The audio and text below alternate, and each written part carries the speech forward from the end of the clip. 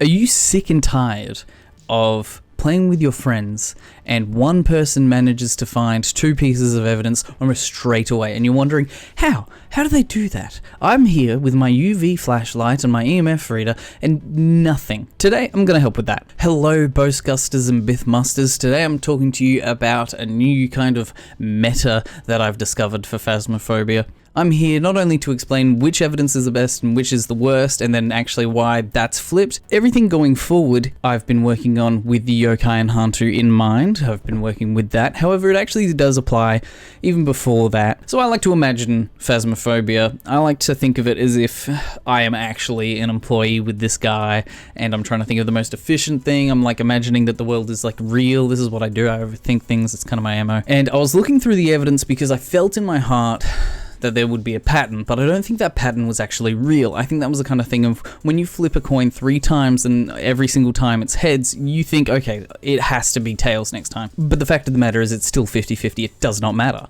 And that's actually kind of what happened here. I was also searching for a pattern that once you'd found a certain pairing, because sometimes you get a pair of evidence and you think, okay, you've got this, this, this. So for example, you're ghost hunting and you get EMF 5 and fingerprints. You don't actually need to look for ghost orbs or use the spirit box anymore because those can't be evidence anymore. And so I was looking for a pattern in that kind of relationship. However, there actually wasn't a good mnemonic way to figure that out. There wasn't like, if you've got orbs and this, then you know to, yeah, I couldn't think of some sort of acronym to help remember what's going on. But what I did find was that of the top 3 and the bottom 3, they actually had least favorites amongst each other. And that is kind of what I'm going to talk about today. So say for example, you're holding the spirit box and a ghostwriting book. The second that you get one piece of evidence, it's a 50% chance you'll get the other piece of evidence.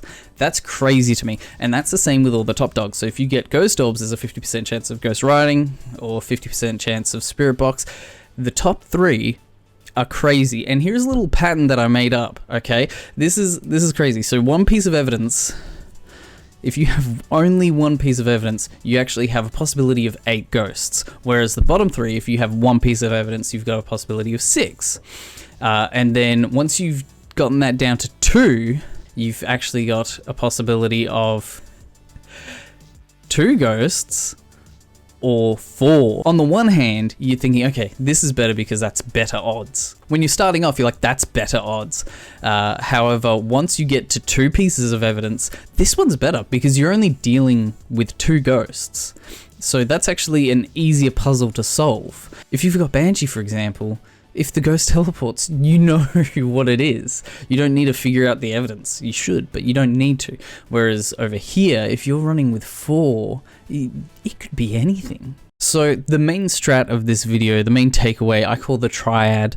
It's basically the 3-player combo with 3 loadouts. Solo players, don't take this advice. You actually want to do, as I've said, you want to take the 3 top dogs. Ghost Riding, Ghost Orb, Spirit Box, because you're most likely going to find the ghosts quicker because you have better odds. But continue watching this video because once you found that first piece of evidence, you know what not to do next. For duos and 4-man groups, keep listening, but I'm going to jump to 3-player because again, this is designed for 3 players in mind, and this is the 3 loadouts. So the 3 loadouts, Spirit Box and EMF, Ghost Orbs and Fingerprints, and then ghost writing and freezing temp. And so if you're a duos player, you want the first player to keep that loadout and then the second player to rotate. And then for 4 players, you want that first loadout repeated with the 4th player. This isn't for speed running, this is for fun.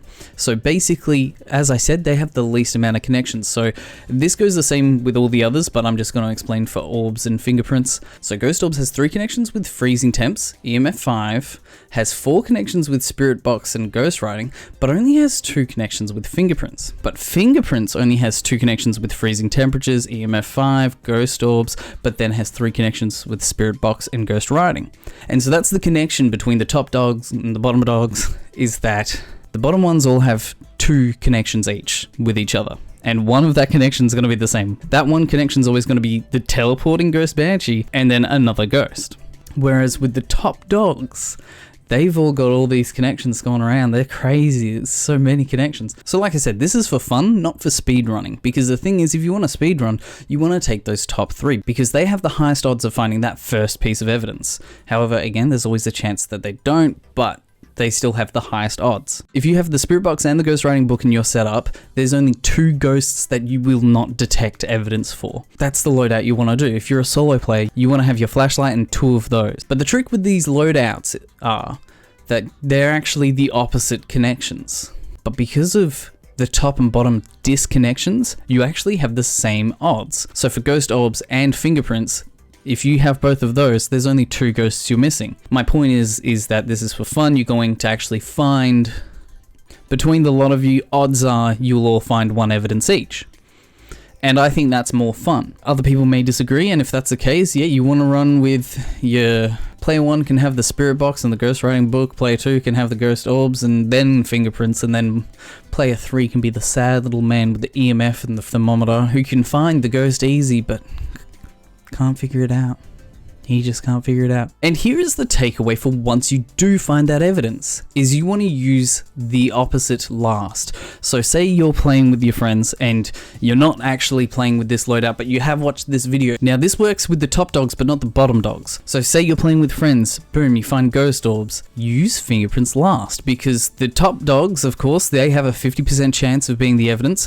However, EMF 5 and freezing, the other bottom dog. So just remember your opposite. So for ghost orbs, the opposite is fingerprints. So then if you found the ghost orbs, don't look for UV first. Do the others. Because in order, spirit box and ghost writing have 50% chance, EMF 5 and freezing have 37.5% chance, and then fingerprints has a 1/4 chance. So that's your takeaway there. And maybe that's what you should write down. Or maybe I should turn this picture into picture to share. Hell, I may as well plug this, but I don't know how. I'm going to share this on Reddit, and I'm also going to share this on my Discord. The Discord's down in the link. May as well plug.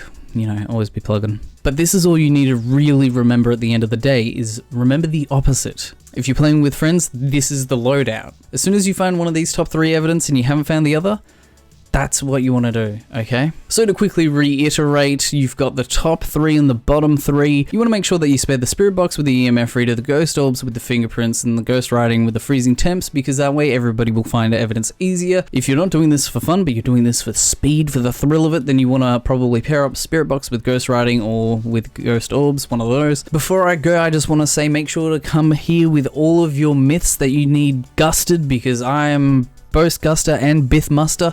I want to figure them all out. For example, even though there's been countless evidence, I now need to go on the hunt to figure out if a teddy bear can giggle. That's right, so I'm going to be doing that over at twitch.tv/MegamanEX, where I've been playing Phasmophobia. I've been playing a little bit of Lunch Lady, where I scream like a little girl. Here you go. Quick, go to the door. Go to the door, Dale. Go to the door. Go to the door. Go to the door. But thank you so much for listening. I've been MegamanX. This is No Time to Grind. And remember, don't cut the tree that you're standing on.